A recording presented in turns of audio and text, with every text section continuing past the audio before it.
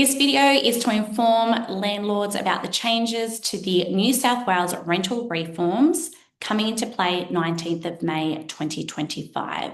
So one of the main changes to the rental reforms is around pets at a property. Tenants are allowed to keep up to 4 pets at a property. For a tenant to keep a pet at a property, they must have approval and there must be an application in place. A tenant will fill out a pet application form and present that to the landlord. The landlord then has 21 days to respond to the tenant with either an acceptance or a refusal. If there is no response within 21 days, that pet is automatically approved. If the owner is refusing the pet, it must be reasonable and one of the prescribed methods under the legislation. Now, some of those methods are there are too many pets at the property, the type of pet is not suitable for the property, and that might mean that there is inadequate fencing, there is no yard.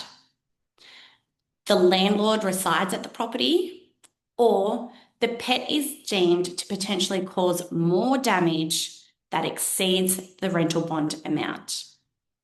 If a landlord is approving the pet at the property, put special conditions around that. And that might mean all carpeted areas are professionally cleaned.